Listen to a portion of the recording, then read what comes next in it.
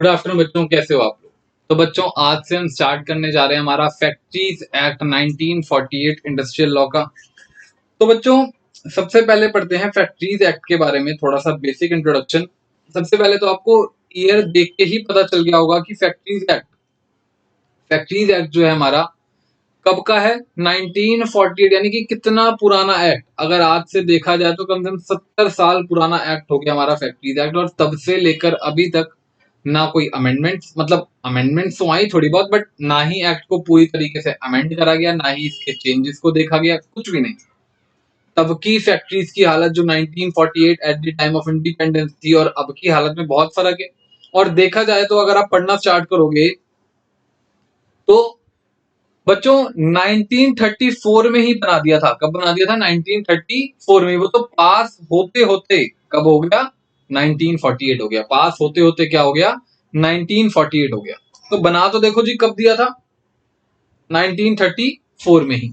अच्छा, आगे चले तो बच्चों, एक्ट हमारा कहां कहां लगता है? Applicable to whole of India including Jammu and Kashmir. अब तो वैसे भी सारे जो एक्ट्स हैं वो जम्मू एंड कश्मीर में भी लगते ही हैं, अनलेस अदरवाइज एग्रीड। चाहे तो सेंट्रल गवर्नमेंट किसी ना किसी स्टेट को क्या कर सकती है? एग्जेम्प्ट कर सकती है इस एक्ट की एप्लीकेबिलिटी से।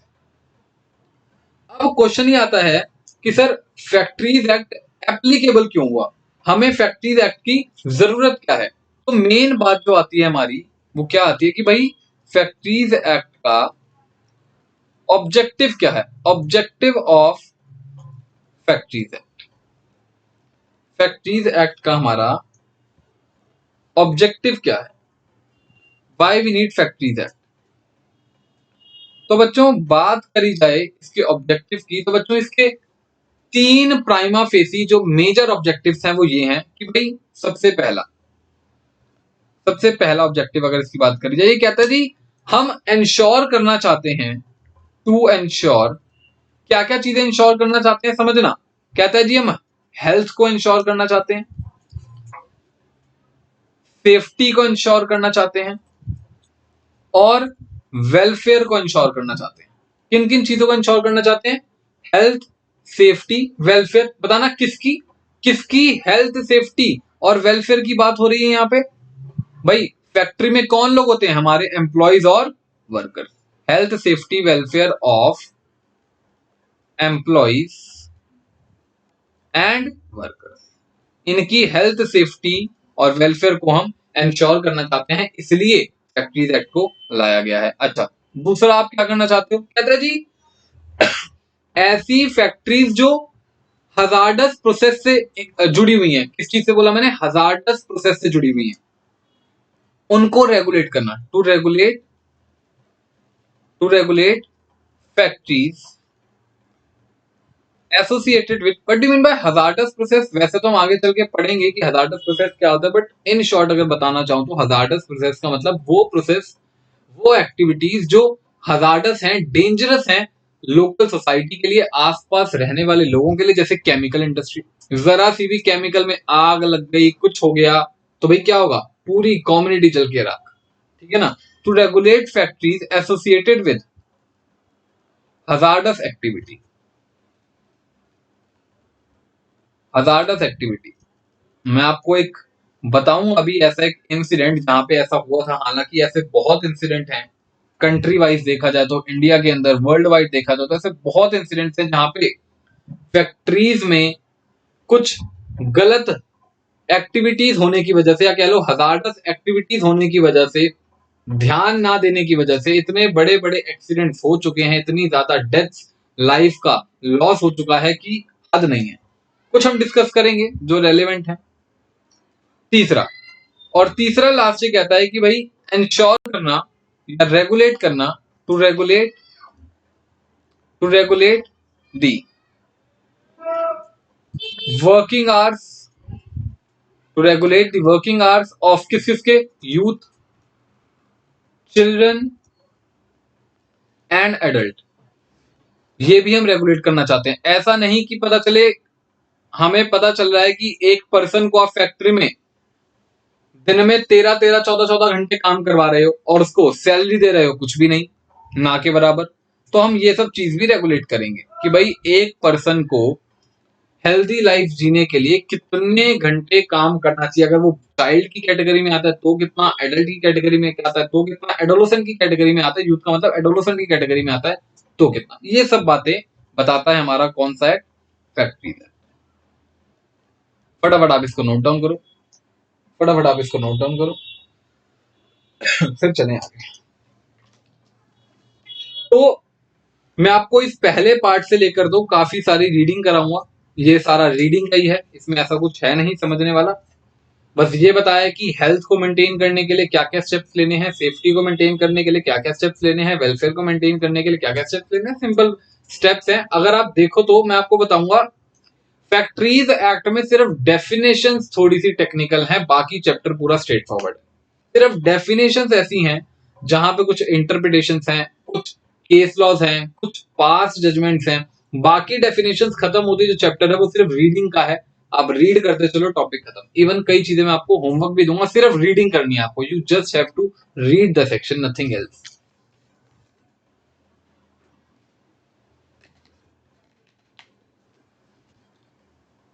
तो स्टार्ट करें। तो ऑब्जेक्टिव्स के बाद आगे आ जाते हैं।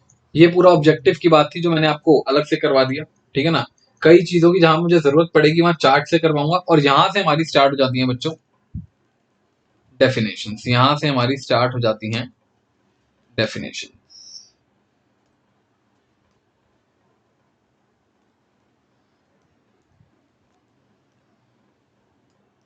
यहां से हमारी डेफिनेशन स्टार्ट है, ठीक है ना। और डेफिनेशंस में सबसे पहली डेफिनेशन ही किसकी कह रहा है, फैक्ट्री की। सबसे पहली डेफिनेशन ही किसकी कह रहा है, फैक्ट्री की। आप समझना, इसको रीड आउट करने से पहले, सेक्शन की बात को रीड आउट करने से पहले मैं आपको सिंपल बता देता हूँ फैक्ट्री का मतलब क्या है। मैं आपको सिंपल बता देता हूँ फैक्ट्री का मतलब क्या है। बच्चों, किसी भी प्रीमाइसिस को, मैंने क्या बोला, किसी भी प्रीमाइसिस को फैक्ट्री कहने के लिए कुछ बातें पूरी करनी पड़ेंगी। आप बताना, आप किसी भी जगह को, किसी भी बिल्डिंग को क्या फैक्ट्री कह दोगे, आंसर इज नो। ऐसा थोड़ी ना होगा, आपको कोई बातें देखनी पड़ेंगी, क्या ये चीजें हैं तो फैक्ट्री है, अगर वो चीजें नहीं है तो फैक्ट्री नहीं है, ठीक है ना। ऐसे ही किसी भी वेयर हाउस को, किसी भी बिल्डिंग को, किसी भी शॉप को आप फैक्ट्री डिक्लेयर नहीं कर सकते, देखना पड़ेगा। तो फैक्ट्री के लिए कहता है जी, सबसे पहला जो काम होना चाहिए, सबसे पहला जो काम होना चाहिए वो होनी चाहिए किसी भी तरह की मैन्युफैक्चरिंग। क्या होनी चाहिए, किसी भी तरह की मैन्युफैक्चरिंग। अब आप मैन्युफैक्चरिंग जानती हो क्या होती है, मैन्युफैक्चरिंग मतलब किसी ना किसी तरह की मैन्युफैक्चरिंग प्रोसेस होना चाहिए, किसी तरह की प्रोडक्ट बनाने का प्रोसेस होना चाहिए। जैसे मान लो हम पैडी से राइस बना रहे हैं, या गन्ने से चीनी बना रहे हैं, ठीक है ना, या हम कपड़े की सिलाई कर रहे हैं, ठीक है ना। किसी भी तरह का मैन्युफैक्चरिंग प्रोसेस होना चाहिए। हम केमिकल से पेंट बना रहे हैं, किसी भी तरह का मैन्युफैक्चरिंग प्रोसेस होना चाहिए। और लोग कहता है जी, मैन्युफैक्चरिंग प्रोसेस में भी अब आपको दो बातें देखनी पड़ेंगी। कितनी बातें देखनी पड़ेंगी, यानी कि एक बात तो पक्की है कि मैन्युफैक्चरिंग प्रोसेस तो है ही है, एक बात तो पक्की है कि क्या है, मैन्युफैक्चरिंग प्रोसेस तो है ही है। अब इसमें आपको दो बातें देखनी पड़ेगी, क्या वो manufacturing process with the aid of power हो रहा है। With the aid of power का मतलब, यहां पर पावर का मतलब है, यहां पर पावर का मतलब है टेक्नोलॉजी। क्या मतलब है, टेक्नोलॉजी। या फिर आपका manufacturing process without without the aid of power हो रहा है। हमें चेक करना पड़ेगा with the aid of power है या without the aid of power है। एक second, with the aid of power है या without the aid of power. यहां पे पावर का मतलब क्या है, मैंने क्या बताया, पावर का मतलब है टेक्नोलॉजी। सर कोई एग्जांपल बताओ जहां पे manufacturing with the aid of power हो रही हो। बिल्कुल बताता हूँ, केमिकल इंडस्ट्री जहां पे manufacturing with the aid of power होती है, शुगर केन से शुगर बनाने की industry with the aid of power होती है। अच्छा, without the aid of power बच्चों, बीडीज मैन्युफैक्चरिंग, देखा ना, बीडीज फूकते हैं लोग, वो bidis without the aid of power बनती है। मसाला आ जाता है बस कागज के रोल में, पत्तों के रोल में, उसे आपको मैनुअली क्या करते हैं लोग, बनाते हैं, तो वो without the aid of power हो गई। क्या बीड़ी फैक्ट्री भी होती है, हाँ भाई होती है, बिल्कुल होती है। बीड़ी के ऊपर बहुत ज्यादा टैक्स जाता है गवर्नमेंट को। तो लॉ कहता है कि अगर आपकी फैक्ट्री में मैन्युफैक्चरिंग प्रोसेस हो रहा है और with the aid of power हो रहा है, कैसे हो रहा है ना, with the aid of power हो रहा है, देन आपकी प्रीमाइसिस को फैक्ट्री तब माना जाएगा जब वहां पर with the aid of power 10 और more persons 10 or more persons are और were working in past 12 months. In, ऐसे लिखते हैं, in are working on any day, on any day in previous 12 months. पिछले 12 महीनों में किसी भी टाइम पर आपके पास कितने लोग काम कर रहे हैं? 10 और मोर। कितने लोग काम कर रहे हैं? 10 और मोर। तो आपकी उस प्रीमाइसिस को क्या मान लिया जाएगा? फैक्ट्री मान लिया जाएगा। और अगर आपकी प्रीमाइसिस में without aid of power manufacturing process हो रहा है तो ये 10 की लिमिट को बढ़ा दिया है, कितना? 20 और मोर। और बाकी की लाइन वही है कि क्या? Without, sorry, on any day in preceding 12 months. On any day in preceding 12 months. तो उसको क्या मान लिया जाएगा? फैक्ट्री मान लिया जाएगा। यानी कि सिंपल सी बात है, मैं आपको एक चीज बोलता हूं, एक प्रीमाइसिस में अगर मैन्युफैक्चरिंग प्रोसेस हो रहा है तो दो चीजें चेक करो, with the aid of power होता है, without the aid of power हो रहा है। पावर का मतलब टेक्नोलॉजी। अगर with the aid of power हो रहा है और उसमें 10 या 10 से ज्यादा लोग काम कर रहे थे या कर रहे हैं, कितने टाइम में? पिछले 12 महीने से लेकर अब तक, तो वो फैक्ट्री, वो प्रीमाइसिस फैक्ट्री मानी जाएगी। Without the aid of power 20 और मोर पर्सन्स आर वर्किंग, कितने सालों में? पिछले 1 साल से लेकर अब तक, तो क्या माना जाएगा उसे? फैक्ट्री। अच्छा था ना? पिछले 12 महीनों में सिर्फ एक ही दिन ऐसा था, पिछले 12 महीनों में एक ही दिन ऐसा था जहां पर 15 लोग काम कर रहे थे with the aid of power. क्या उस प्रीमाइसिस को फैक्ट्री घोषित कर दिया जाए? तो आंसर इज यस। और उसको फैक्ट्री घोषित कर दिया जाएगा और उसको फैक्ट्रीज एक्ट के सारे कंप्लायंसेस करने पड़ेंगे। क्या बात समझ में आती है? फिर से बता रहा हूं, पास्ट एक ईयर में, पास्ट 12 मंथ्स में अगर एक ही दिन ऐसा है, क्योंकि मैंने बोला एनी डे, किसी एक दिन भी अगर आपके पास 10 या 10 से ज्यादा वर्कर या 20 या 20 से ज्यादा worker, depending on the situation है, तो उसे फैक्ट्री मान लिया जाएगा, उस प्रीमाइसिस को फैक्ट्री मान लिया जाएगा। अच्छा बताना, बिल्कुल एक अजीब सा क्वेश्चन पूछ रहा हूं, बट पूछ लेता हूं। मैं कह रहा हूं एक प्रीमाइसिस है जहां पर मैन्युफैक्चरिंग प्रोसेस हो ही नहीं रहा, बट वहां पे काम 50 लोग कर रहे हैं, क्या वो फैक्ट्री है? बहुत स्टूपिड क्वेश्चन है, बट पूछ लिया मैंने। क्या वो फैक्ट्री है? Answer is no. फैक्ट्री होने के लिए सबसे पहली रिक्वायरमेंट क्या है? Manufacturing process. सबसे पहली रिक्वायरमेंट क्या है? Manufacturing process. दूसरी रिक्वायरमेंट क्या है? Limit of 10, limit of 20। Limit of 10 with the aid of power, limit of 20 without the aid of power. कितने मंथ्स में? प्रीवियस 12 मंथ्स में, any day, any day in previous 12 month. अब एक बार proper इसकी डेफिनेशन रीड कर लेते हैं। Factory includes any premises. Premises मतलब बिल्डिंग, प्रीमाइसिस मतलब, प्रीमाइसिस मतलब एनी बिल्डिंग,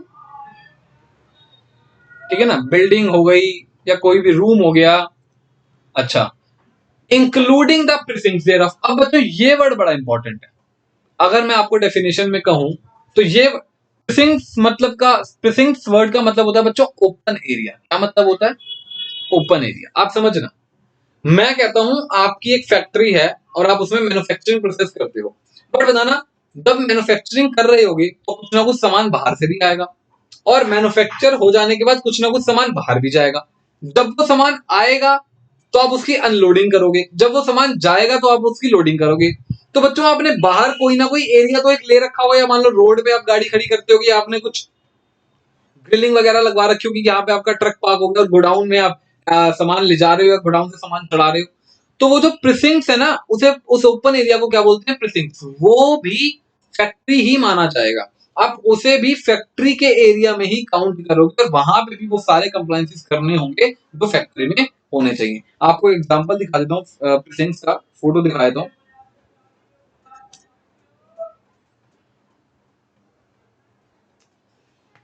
हैंग हो रहा है कंप्यूटर।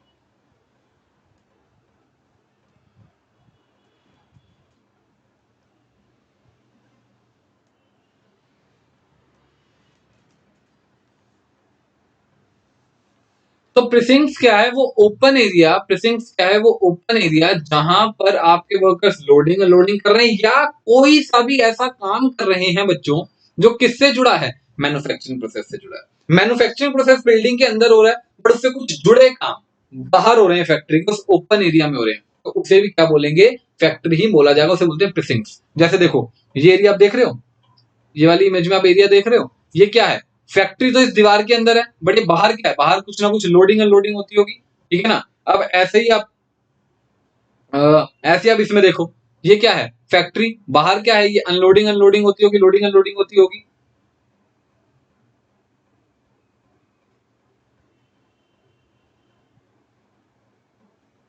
और ऐसी कोई क्लियर इमेज है नहीं जहां पे सब कुछ शो हो रहा हो।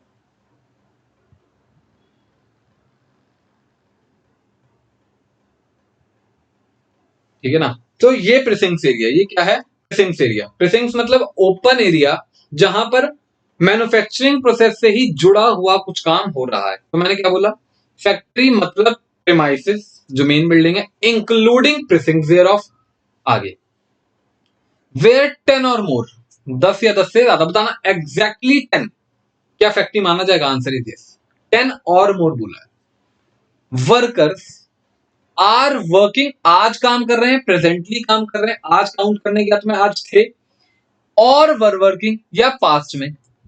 अच्छा, क्या पास्ट में जिंदगी भर का ले लें, जब से फैक्ट्री खुली थी तब से ले लें, नहीं, उन्होंने बोला है पूरी जिंदगी भर का, मतलब सिर्फ ये बता दो पास्ट 12 मंथ्स में कितने थे, यानी कि आज और प्रीवियस 12 मंथ्स, आज और प्रीवियस 12 मंथ्स में अगर 10 या मोर वर्कर काम कर रहे हैं, और क्या है, कोई ना कोई मैन्युफैक्चरिंग प्रोसेस है, मैंने आपको बताया बिना मैन्युफैक्चरिंग प्रोसेस के तो फैक्ट्री हो ही नहीं सकती, is being carried out with the aid of power, तो उसे क्या बोलेंगे, फैक्ट्री बोलेंगे। फिर से डेफिनेशन को क्या बोल रहा हूं, फैक्ट्री मतलब एक प्रीमाइसिस और उसके प्रिसिंक्ट्स जहां पर 10 या 10 से ज्यादा लोग with the aid of power किसी मैन्युफैक्चरिंग प्रोसेस में काम कर रहे हैं on any day preceding 12 months is factory. अच्छा, दूसरा क्या कह रहा है, 20 और मोर वर्कर्स, बाकी सारी बातें सेम है, बस without the aid of power आ गया, without the aid of power आ गया। क्या बात समझ में आती है, क्या बात समझ में आती है। अब मेरा एक क्वेश्चन है आपसे, मेरा एक आपसे क्वेश्चन है, यहां जो वर्कर्स हैं, यहां पर जो ये वर्कर्स हैं, यहां पर जो ये वर्कर्स हैं, यहां पर जो वर्कर्स हैं, ये वर्कर्स कौन से वाले हैं, दो टाइप के वर्कर्स होते हैं, टेम्परेरी और परमानेंट। कुछ ऐसे जो टेम्परेरी बुला लिए सिर्फ आज आ जाओ काम करने के लिए, कल मत आना या परसों मत आना, टेम्परेरी बेसिस पर काम करते हैं, उनको परमानेंट सैलरी नहीं देती। और एक होते हैं फिक्स्ड, जी है ही है, सैलरी जाएगी जाएगी। बताना कौन से वर्कर्स, टेम्परेरी और परमानेंट, याद रखना बच्चों, टेम्परेरी भी और परमानेंट भी, टेम्परेरी भी और परमानेंट। टेम्परेरी वर्कर्स को भी आप इंक्लूड करोगे और परमानेंट वर्कर्स को भी आप इंक्लूड करोगे, यानी कि समझना, ऐसी कोई फैक्ट्री जहां पर with the aid of power काम हो रहा है और मान लो उनके 7 वर्कर्स परमानेंट वर्कर्स हैं, बट पिछले 6 महीने में एक दिन ऐसा आया था जहां पे हमें ओवर बर्डन था काम का, हमने 5 वर्कर्स एक हफ्ते के लिए बुलाए थे, एक हफ्ते के लिए बुलाए थे, सिर्फ एक हफ्ते के लिए 5 वर्कर्स बुलाए थे कि आओ हमारे साथ मिलकर काम करो, हमारा बर्डन कम करवा दो। बताना क्या उस प्रीमाइसिस को फैक्ट्री मान लिया जाएगा, तो फैक्ट्रीज एक्ट कहता है यस, वो प्रीमाइसिस ऑफ फैक्ट्री है। वो प्रीमाइसिस क्या है, सिर्फ आपने 7 दिन ही काम करा था टेम्परेरी वर्कर्स ने, बट वो प्रीमाइसिस अब क्या है, फैक्ट्री है। क्या बात समझ में आती है, यानी कि workers include temporary workers, workers include permanent workers. क्या बात समझ में आती है। अच्छा, एक और क्वेश्चन, हालांकि दोनों बातें मैं यहां लिखवा दूंगा, एक और क्वेश्चन, मैं कहता हूं आपकी फैक्ट्री सीजनल फैक्ट्री है। सीजनल फैक्ट्री समझते हो, बस सीजन पर खुलती है, कई ऐसी चीजें होती हैं जो सीजन पर खुलती है फिर बंद हो जाती हैं, सीजन पर खुलती हैं और बंद हो जाती हैं। जैसे शुगर केन की फैक्ट्री ले लो, सीजन जब आएगा तब बनेगा, वरना बंद। तो बताना क्या सीजनल फैक्ट्री भी फैक्ट्री मानी जाएगी एज पर फैक्ट्री एक्ट, तो आंसर कहता है यस। डेफिनेशन को ढंग से पढ़ो, तो एक लाइन मैंने छोड़ दी थी, और is ordinarily so carried on, मतलब आज तो नहीं हो रहा बट वैसे होता है, ठीक है ना, in which manufacturing process is being carried on, आज कैरी हो रहा है, और इज ऑर्डिनरली कैरिड ऑन, आज तो नहीं हो रहा बट वैसे होता है, जब सीजन आता है तो होता है। तो यानी कि मैं क्या बोल रहा हूं, मैं दो बातें बोल रहा हूं। पहली चीज मैंने क्या बोली, पहली चीज क्या मैंने बोली, seasonal factory is also factory, उसे भी फैक्ट्री माना जाएगा एज पर फैक्ट्रीज है। ठीक है जी। और दूसरी बात मैंने क्या बोली, वाइल काउंटिंग वर्कर्स। अच्छा, एक और चीज वर्कर्स से रिलेटेड एक और चीज मैं कहता हूं, चालाक है लोग, बड़े लोग क्या है, लोगों ने कहा अच्छा 10 की लिमिट रख रहे हो, 20 की लिमिट रख रहे हो, हम ऐसा करते हैं, हम एक शिफ्ट में 5 ही बुला रहे हैं। मान लो उस फैक्ट्री में 2 शिफ्ट में काम होता है, कहता है जी हम तो एक शिफ्ट में 5 ही बुला रहे हैं, देख लो एक टाइम पे 5 ही वर्कर होते हैं, 5 तो शाम को आते हैं, एक तो 5 अभी आते ही नहीं, एक टाइम पर 5, अगली शिफ्ट रात को लगा दी, रात को 5, मतलब 5 सुबह 5 शाम। फैक्ट्री कमिश्नर ने बोला, इंस्पेक्टर ने बोला भाई ये क्या कर रखा है, उसने कहा जी आप तो ये कहते हो ना 10 या 10 से ज्यादा, देख लो 10 का है, 5 ही तो है, तो बोला ना worker from all shift will be counted, या एक शिफ्ट के 10 वर्कर्स। बच्चों तो लॉ कहता है सारे शिफ्ट के, कहीं ऐसा नहीं लिखा कि भैया एक शिफ्ट के, ठीक है ना, ऑल शिफ्ट। उस फैक्ट्री के अंदर अगर 10 एम्प्लॉइज हैं, चाहे वो अलग अलग शिफ्ट पर काम कर रहे हो, उन सबको ही वर्कर्स की डेफिनेशन में काउंट करा जाएगा। वाइल काउंटिंग वर्कर्स, दो बातों का याद रखना है, वाइल काउंटिंग वर्कर्स दो बातों का याद रखना है, ध्यान रखना है, क्या, from all shift, from all shift shall be counted, आप सारे शिफ्ट के वर्कर्स लोगे, डे शिफ्ट के, इवनिंग शिफ्ट के, नाइट शिफ्ट के, जितनी मर्जी शिफ्ट हो सबको काउंट करोगे। और दूसरा, includes temporary workers also, include temporary workers also, ठीक है ना, ये दो नोट लिख लो आप फटाफट। अभी फैक्ट्री की डेफिनेशन खत्म नहीं हुई है, मैंने आपको बताया ना डेफिनेशन ही टेक्निकल है। आप ये मान लो मैं आपको सिंपल सी बात बताऊं, बस हमें पता चल जाए कौन सी प्रीमाइसेस फैक्ट्री है, कंप्लायंसेस करने बहुत आसान है, सिर्फ पता लगाना टेक्निकल है। विच प्रीमाइसेस इज फैक्ट्री, कहां मैन्युफैक्चरिंग प्रोसेस है, कहां 10 और मोर पर्सन है, कहां with the aid of power है, वो टेक्निकल है। एक बार पता लग जाए तो जो कंप्लायंसेस रहेंगे ना सेफ्टी वगैरह के, वो बहुत ईजी है कुछ नहीं, बिल्कुल बेसिक कंप्लायंसेस हैं जो होने चाहिए। आप भी कहोगे सर ये तो होने चाहिए, इसको लिखने की क्या जरूरत है, बट लिखना पड़ा।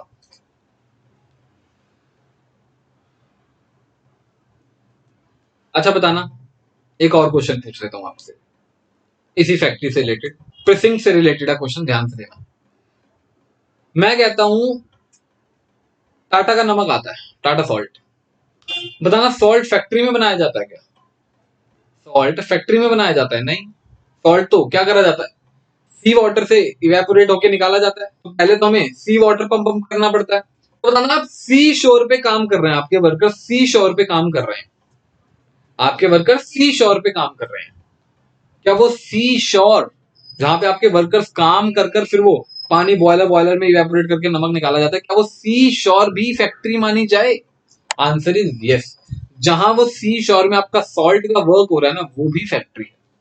अच्छा मान लो आपकी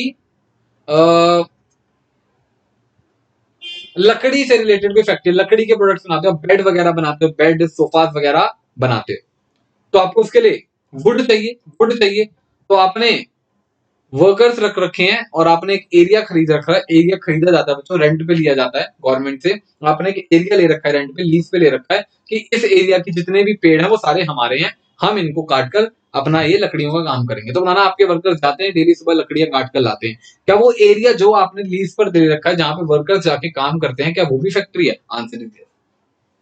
तो मैं आपको बता रहा हूं फैक्ट्री बिल्डिंग तो है ही है, प्रीमाइसिस तो है ही है, बट वो सारी चीजें भी फैक्ट्री हैं जहां पर फैक्ट्री से जुड़े इंसिडेंटल काम होते हैं। ओपन एरिया जो है ना वो भी फैक्ट्री के अंदर कंसिडर करा जाएगा और वहां सब भी आपको वो कंप्लायंसेस करने पड़ेंगे जो आप फैक्ट्री के अंदर करोगे।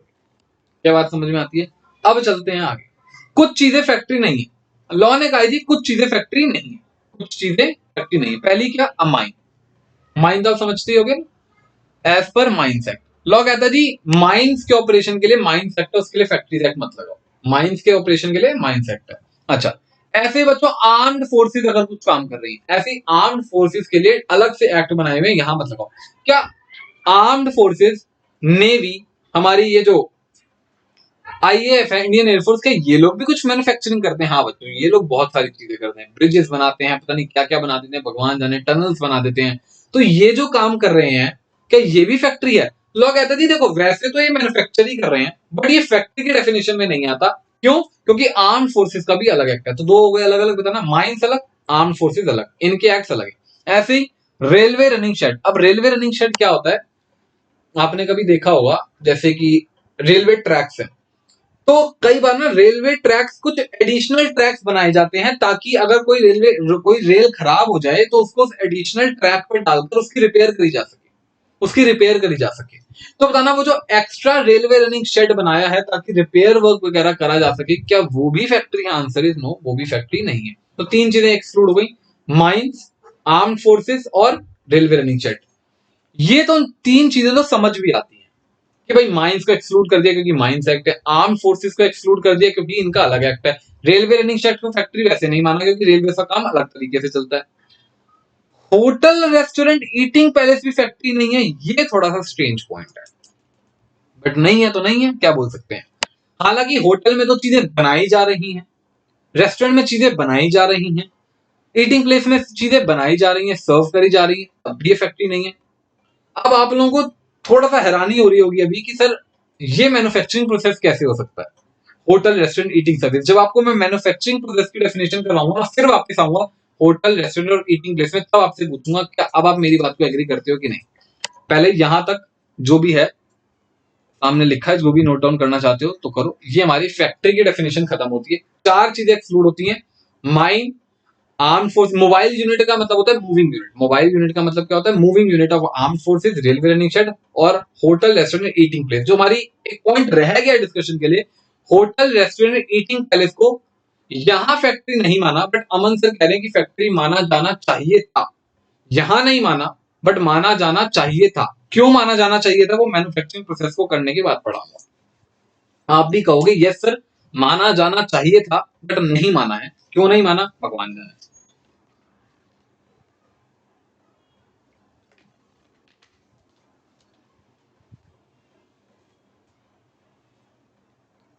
फटाफट आप लोग नोट डाउन करिए, फिर चले आगे।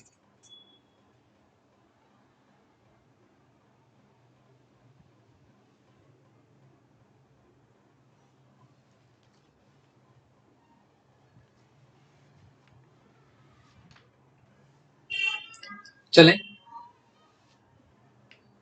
तो अब स्टार्ट करते हैं हमारी अगली definition, second most important definition of this chapter, manufacturing process. जैसा कि मैं आपको फिर बता रहा हूं, डेफिनेशन टेक्निकल है, चैप्टर टेक्निकल नहीं।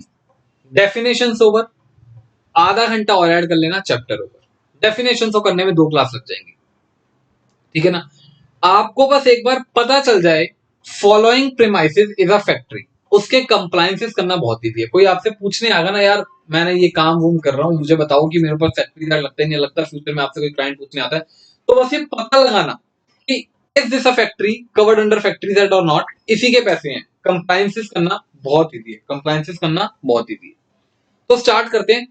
आपको फैक्ट्री की डेफिनेशन कराई तो मैंने सबसे इंपॉर्टेंट पॉइंट आपको बताया, भैया सबसे पहले क्या होना चाहिए, मैन्युफैक्चरिंग। मैन्युफैक्चरिंग प्रोसेस नहीं है, फैक्ट्री नहीं है। मैन्युफैक्चरिंग प्रोसेस नहीं है, फैक्ट्री नहीं है। मैन्युफैक्चरिंग प्रोसेस है तो दो चीजें चेक करो, with the aid of power कितने बंदे काम कर रहे हैं, without the aid of power कितने बंदे काम कर रहे हैं। अच्छा, क्या ऐसा भी हो सकता है कि सर आधी फैक्ट्री में with the aid of power काम हो रहा हो, आधी फैक्ट्री में without the aid of power काम कर रहा हो, तो क्या लिया जाएगा। याद रखना, अगर एक भी machine with the aid of power काम कर रही है तो आप इस वाली कैटेगरी में आ गए, इस वाली कैटेगरी से आप हट गए। क्या बोला मैंने, एक भी मशीन, यहां पे वर्ड और लिख देता हूं, आप कंफ्यूज ना हो, पता चले आप आधी फैक्ट्री में काउंट करने लगो with the aid of power, आधी फैक्ट्री में काउंट करने लगो without the aid of power, ऐसा नहीं। एक भी machine working with the aid of power, whole factory is deemed to be working with the aid of power. और याद रखना, पावर के लिए इलेक्ट्रिसिटी काफी है। कोई भी एक ऐसी मशीन जो सिर्फ इलेक्ट्रिसिटी से काम कर रही है और काम हो रहा है ना आपकी फैक्ट्री में, तो वो with the aid of power की कैटेगरी में फॉल कर जाएगी। क्या बात समझ में आती है, यानी कि या तो 10 की लिमिट लगेगी या 20 की लिमिट लगेगी। क्या बात समझ में आता है, ऐसा नहीं हो सकता कि दोनों लिमिट्स लग रही, ऐसा नहीं हो सकता कि दोनों लिमिट्स लग रही।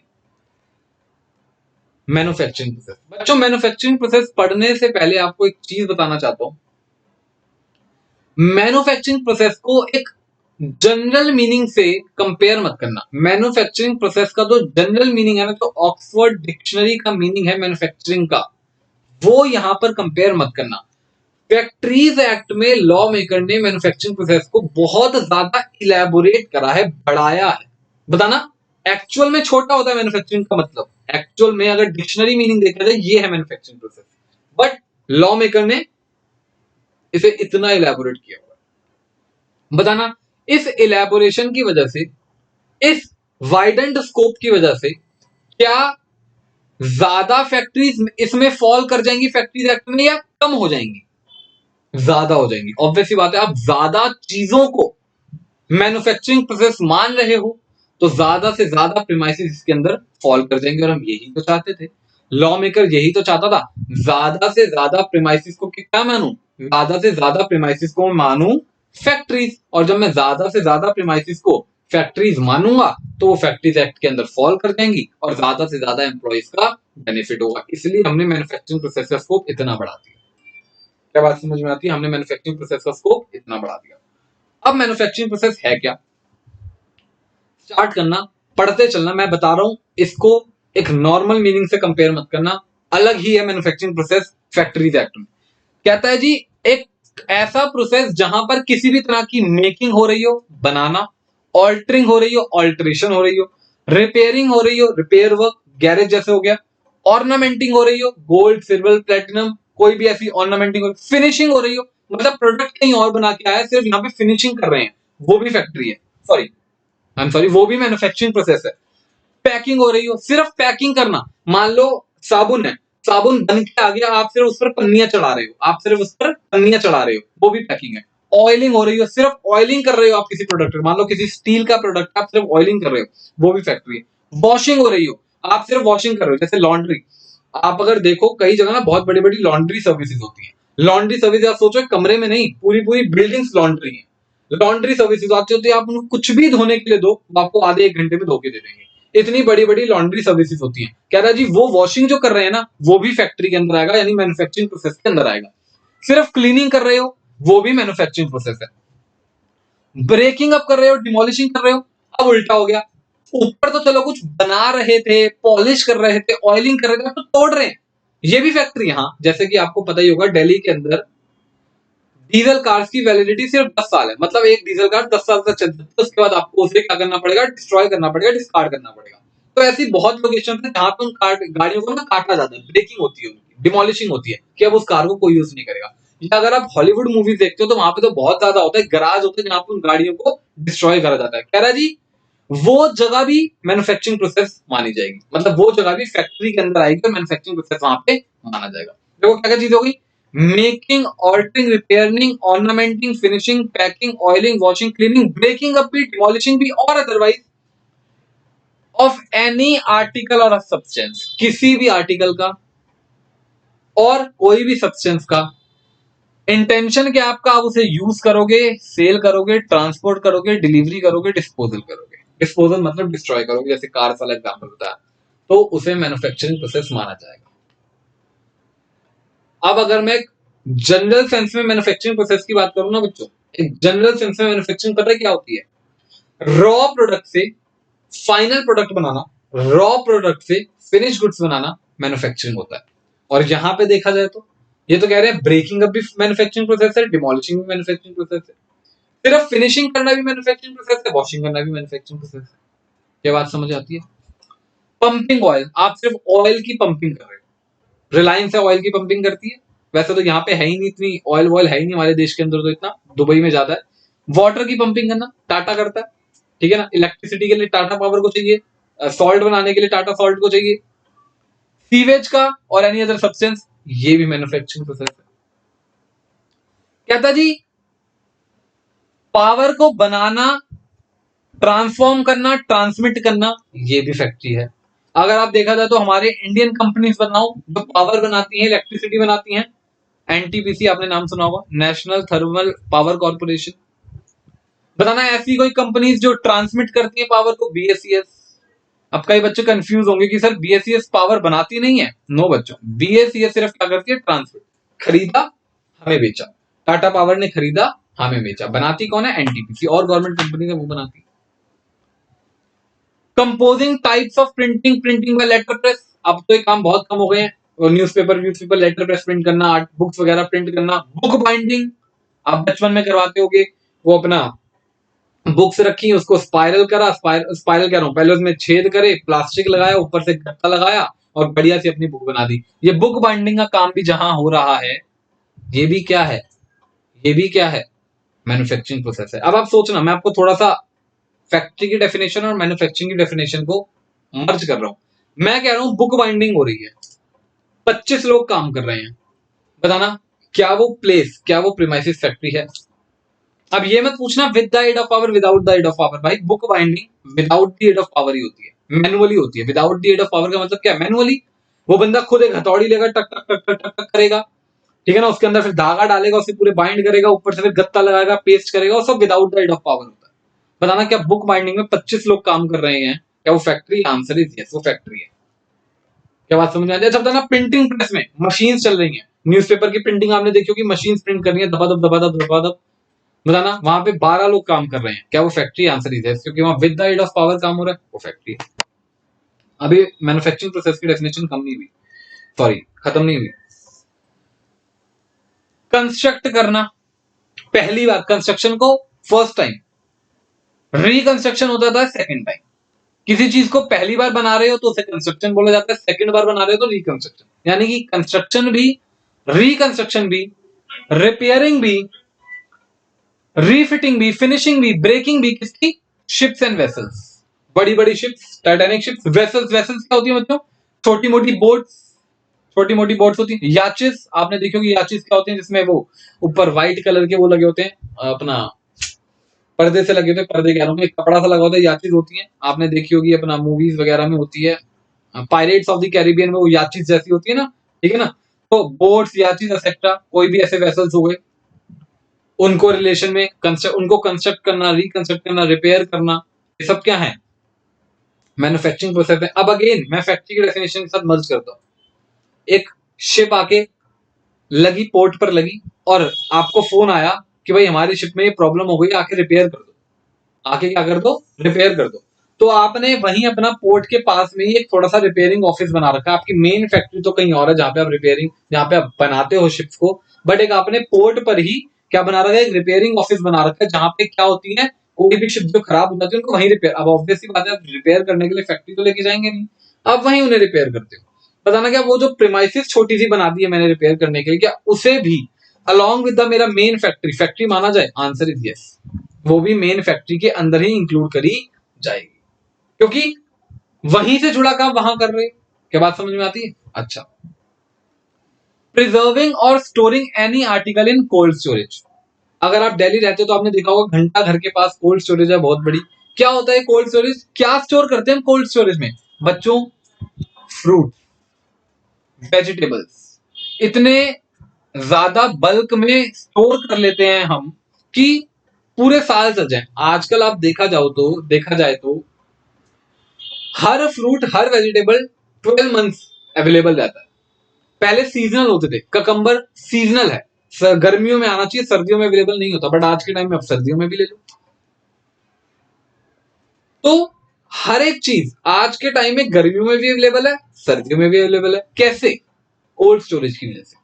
गर्मियों में जब ककंबर आता है तो हम इतना बल्क में उसे स्टोर कर देते हैं कोल्ड स्टोरेज में कि सर्दियों में भी जरूरत पड़ने पर निकाल लिया जाता है।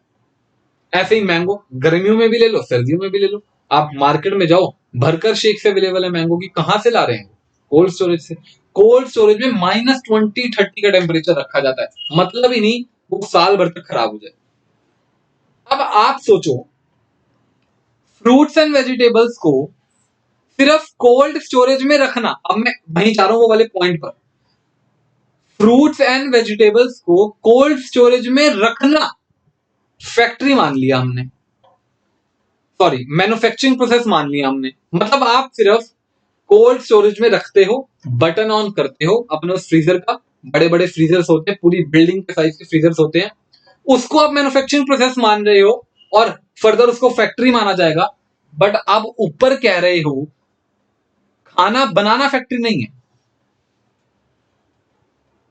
मतलब फ्रूट्स एंड वेजिटेबल्स को स्टोर करना कोल्ड स्टोरेज में फैक्ट्री है, मैन्युफैक्चरिंग प्रोसेस है, फर्दर फैक्ट्री है, but total restaurant eating based factory नहीं है। क्या अजीब बात नहीं है? आप खुद सोच के देखो ना, जब आप सिर्फ रखने को मैन्युफैक्चरिंग प्रोसेस मान रहे हो और इसको कल को फैक्ट्री मानोगे, तो जहां पर उस फ्रूट्स और वेजिटेबल्स को फाइनल फिनिश गुड्स में प्रोडक्ट फिनिश गुड्स में ट्रांसफॉर्म किया जा रहा है, उसे फैक्ट्री नहीं मान रहे। बहुत स्ट्रेंज पॉइंट है, मैंने इसलिए बोला था बहुत स्ट्रेंज पॉइंट। क्या बात समझ आती है? अच्छा, आगे चलते हैं। अब ये तो हो गई मैन्युफैक्चरिंग प्रोसेस की डेफिनेशन खत्म, मेन डेफिनेशन खत्म। अगर आपको कुछ लिखना है तो इसमें से नोट डाउन कर लो। अब चलने वाले हैं कुछ ऐसे केस लॉस पर, कुछ डिसाइडेड केस लॉस, कुछ पास जजमेंट्स जहां पर मैन्युफैक्चरिंग प्रोसेस के ऊपर बहस हुई, मुद्दे उठे और फिर उनकी जजमेंट्स क्या आई, वो चीज याद रखना। जो जो चीजें मैन्युफैक्चरिंग प्रोसेस में आ गई फर्दर जाके फिर फैक्ट्री में आ जाएंगी, जब भी उनकी वो लिमिट 10 और 20 की क्रॉस होगी। बात समझ आती है? अच्छा ना, कोल्ड स्टोरेज में फ्रूट्स एंड वेजिटेबल्स रखना with the aid of power में आएगा या without the aid of power में आएगा? सोच के रहो जब तक मैं पानी पीऊं। अरे मैंने आपको वैसे ही बता दिया। अरे भाई, बड़े बड़े फ्रीजर्स हैं, -20 का टेम्परेचर है, टेक्नोलॉजी आ गई, जहां टेक्नोलॉजी आ गई with the aid of power आ गई, तो कोल्ड स्टोरेज के लिए लिमिट कितनी है? 10। यहीं से तो पता, अरे ना, पावर का जनरेशन लिमिट कितनी? 10। लिमिट कितनी? 10। ऑर्नामेंटिंग लिमिट कितनी? ये डिपेंड करेगा। क्यों? Ornamenting without the aid of power भी हो सकती है, with the aid of power भी हो सकती है। कई लोग अभी भी इतने कलाकार है जो हाथों से ही काम कर देते हैं without the aid of power, ठीक है ना। कई जगह मशीनरीज है, जैसे सिल्वर की आजकल आप देखो, सिल्वर की इतनी बढ़िया बढ़िया ज्वेलरी आती है मार्केट में, वो सारी कैसे बनती है? मशीनों से बनती है। वो सारी कैसे बनती है? मशीनों से बनती है। तो वो ऑर्नामेंटिंग में देखना पड़ेगा, कई जगह देखना पड़ेगा, कई जगह बातें बिल्कुल क्लियर है। जैसे शिप्स का कंस्ट्रक्शन ले लो, रिकंस्ट्रक्शन ले लो, तो क्लियर है ये with the aid of power ही होगा, without the aid of power तो हो ही नहीं सकता। अब कुछ ऐसे केस लॉस, कुछ ऐसे केसेस जो पास्ट में डिसाइडेड हैं, जिनको मैन्युफैक्चरिंग प्रोसेस कोर्ट ने माना है, आपको लर्न नहीं करने, पेपर में क्वेश्चन आ सकता है, तो आपको पता होना चाहिए हाँ जी ये फैक्ट्री मानी जाएगी, ये मैन्युफैक्चरिंग प्रोसेस माना जाएगा। तो पहला कह रहा जी, sun cured tobacco leaf subjected to the process of moistening, stripping, breaking up, adoption, packing with the view, ये सारे काम होते हैं टोबैको लीव्स के। क्या करने के लिए? इनको सिगरेट्स में डालने के लिए। आपको पता है ना, टोबैको लीव्स की उसी मसाले से तो वो कुछ कर वोर के उसमें सिगरेट्स के पेपर में भरा जाता है, सिगरेट्स बनती हैं। तो वो कह रहा है ये जो आप काम कर रहे हो ना, process of moisturing, stripping, breaking, adoption, packing, ताकि वो कंपनी की मेन फैक्ट्री में ले जाया जा सके। ये आप बाहर कहीं कर रहे हो, कंपनी की मेन फैक्ट्री में ले जाने के लिए, तो वो भी मैन्युफैक्चरिंग प्रोसेस माना जाएगा। और कौन सा केस लॉ है? VP Gopala Rao versus public prosecutor. तो उसे भी फैक्ट्री माना, उसे भी मैन्युफैक्चरिंग प्रोसेस माना जाएगा, उसे भी मैन्युफैक्चरिंग प्रोसेस जाएगा। अच्छा, next, the operation of peeling, छीलना, washing etcetera of prawns. Prawns क्या होते हैं? झींगा मछली। आपने खाए होंगे अगर आप नॉनवेज वगैरह खाते हो तो। मैं तो नहीं खाता, मुझे पता नहीं है, तो इसलिए मैंने आप लोगों के लिए निकाल के रखा है कि भाई देख लो। प्रॉन्स गोवा में बहुत चलता है, अगर आप गोवा गए हो, ये प्रॉन्स है, देख रहे हो ना, ये प्रॉन्स है, झींगा मछली, देख रहे हो ना, ये प्रॉन्स की आइटम्स है सारी।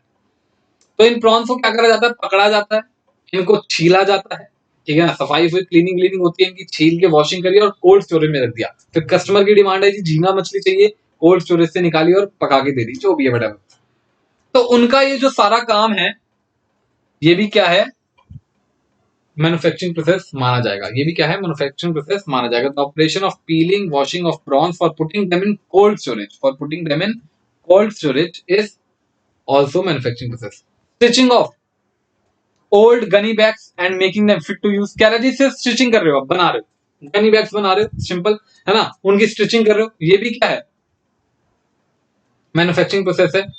कह रहे जी, पेपर फैक्ट्री में ग्रास की जरूरत पड़ती है, उसको आप बंडल्स में बांध रहे हो। कैसे बांध रहे हो? आप ग्रास लाए और आप उनको क्या कर रहे हो? सिर्फ बंडल्स में बांध रहे हो। क्या कर रहे हो? आप सिर्फ बंडल्स में बांध रहे हो और फैक्ट्री में भेज रहे हो। ग्रास काटी, बंडल्स में बांधी, फैक्ट्री में भेजी, ग्रास काटी, बंडल्स में बांधी, फैक्ट्री में भेजी, भेजी, सॉरी बेची नहीं, भेजी, आई एम सॉरी, भेजी, डिस्पैच है, बेची नहीं। तो भाई वो भी मैन्युफैक्चरिंग प्रोसेस है, वो भी क्या है, मैन्युफैक्चरिंग प्रोसेस, यानी कि सिर्फ बंडल्स में बांधना ये भी क्या है, मैन्युफैक्चरिंग प्रोसेस है। और साफ पता चल रहा है मैनुअली बोल रहा है, कैसे बोल रहा है, मैनुअली। कितने लोगों की लिमिट लगेगी, 20 और मोर। वर्क ऑफ गार्बलिंग ऑफ पेपर और क्योरिंग जिंजर, ठीक है ना, होता है एक छोटा सा काम। Process carried out in salt works, मैंने बताया था ऊपर ही, कन्वर्टिंग सी वाटर इनटू सॉल्ट। मैंने आपको ऊपर ही बताया कि ये जो काम हो रहा है ये ओपन एरिया में हो रहा है। इसी ओपन एरिया को क्या बोला जाता है, प्रिसिंक्स बोला जाता है। क्या बोला जाता है, प्रिसिंक्स। तो ये जो प्रिसिंक्स में काम हो रहा है इसे मैन्युफैक्चरिंग प्रोसेस माना जाएगा और फैक्ट्री की डेफिनेशन में भी माना जाएगा। Conversion of latex into sheet rubber, latex एक मटेरियल होता है जिसको शीट रबर में मैन्युफैक्चर करा जाता है, वो कह रहा है उसकी कन्वर्जन भी मैन्युफैक्चरिंग प्रोसेस में आती है। क्या बात समझ में आती है। अब क्या क्या चीजें मैन्युफैक्चरिंग प्रोसेस नहीं है, लगती हैं बट है नहीं। एग्जीबिशन ऑफ फिल्म्स, बच्चों फिल्म्स का सिनेमा हॉल्स में लगना मैन्युफैक्चरिंग नहीं है, but making of films manufacturing है। ये तो आपने ऊपर ही पढ़ा ना, मेकिंग, ऊपर आपने वर्ड पढ़ा था ना, making. Making of films manufacturing process माना जाता है। जो वो वीडियोग्राफी सब चीजें होती हैं वो मैन्युफैक्चरिंग प्रोसेस माना जाता है, बट एग्जीबिशन करना, उनको चलाना, वो नहीं। इंडस्ट्रियल स्कूल्स होते हैं बच्चों, आपको पता है ना, जैसे फैशन डिजाइनिंग स्कूल्स होते हैं, फैशन डिजाइनिंग स्कूल्स होते हैं। मुझे नाम नहीं याद आ रहा, मेरा एक फ्रेंड उसने फैशन डिजाइनिंग, निफ्ट है कोई शायद करके, शिलोंग में एक स्कूल है निफ्ट। तो वहां पर बहुत ज्यादा क्लोथ को लेकर क्या होता है, मैन्युफैक्चरिंग की जाती है, स्टिचिंग की जाती है, डिजाइनिंग की जाती है। तो वो जो इंडस्ट्रियल स्कूल है जहां पर आप सिर्फ ट्रेनिंग दे रहे हो, क्या दे रहे हो, ट्रेनिंग, क्लोथ को बनाना, स्टिच करना वगैरह वगैरह, बट उसकी सेल नहीं होती, उसकी क्या नहीं होती, सेल नहीं होती। वो सिर्फ स्टूडेंट्स जो है अपने प्रोजेक्ट के लिए करते हैं, अपने सीखने के लिए करते हैं। क्या उसको भी मैन्युफैक्चरिंग प्रोसेस माना जाए और फैक्ट्री माना जाए, आंसर इज नो। तो दो चीजें एक्सक्लूड हुई, क्या क्या, फिल्म्स का एग्जीबिशन, इंडस्ट्रियल स्कूल जहां पे ट्रेनिंग इम्पार्ट करी जा रही है, जहां पे सेल की इंटेंशन नहीं है। अच्छा, receiving of news from various sources, हालांकि ये बच्चों बहुत पुराने जमाने की बात है। Receiving of news from various sources on a reel of teleprinter, पहले क्या होता था, टेली प्रिंटर की रील पर न्यूज वगैरह आती थी, न्यूज वगैरह, डिटेल्स वगैरह, इंफॉर्मेशन वगैरह वहां पर आती थी और वहां से हम देखते थे, फिर उसे प्रिंट करते थे। आज के टाइम में तो आपको पता ही, व्हाट्सएप पे सब कुछ आ जाता है, कॉल पर सब कुछ आ जाता है, मेल पर सब कुछ आ जाता है। तो रील वाला काम खत्म हो चुका है। बट फिर भी अगर कहीं ऐसा कोई 1947 का कोई फैक्ट्री हो जहां पे रील पर न्यूज आती हो, तो क्या था जी, वो मैन्युफैक्चरिंग प्रोसेस नहीं है, वो मैन्युफैक्चरिंग प्रोसेस नहीं है। क्यों नहीं है, क्योंकि कह रहा है जी ना तो न्यूज कोई आर्टिकल है, ना तो न्यूज कोई सब्सटेंस है।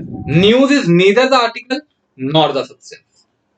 और फोर्थ कह रहा है any preliminary packing of raw material for delivering it to the factory. बहुत ही contradicting point, again very strange point. आपने ऊपर एक जगह बोला, आपने ऊपर एक केस में ये बोला, भाई दोनों दोनों क्या है, डिसाइडेड केस लॉज है।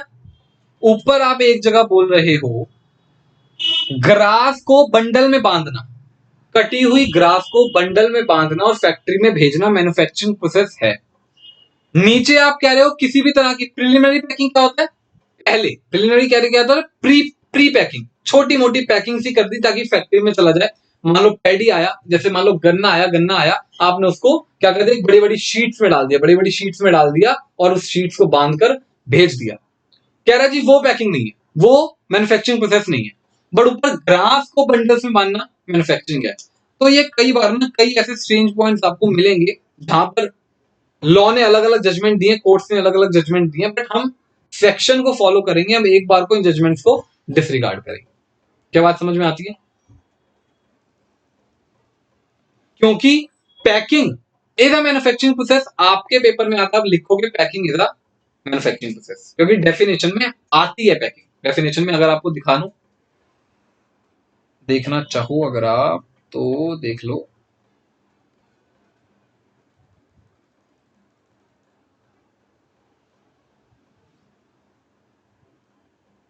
ये देखो पैकिंग, ठीक है ना। पैकिंग है, और एक केस लॉ में पैकिंग को मैन्युफैक्चरिंग प्रोसेस माना भी है। अब दूसरे केस लॉ में कह रहा है जी प्रिलिमिनरी पैकिंग को मैन्युफैक्चरिंग प्रोसेस ना मानो, ये क्या बात हुई भाई? वो थोड़ा सा स्ट्रेंज पॉइंट है, ठीक है ना।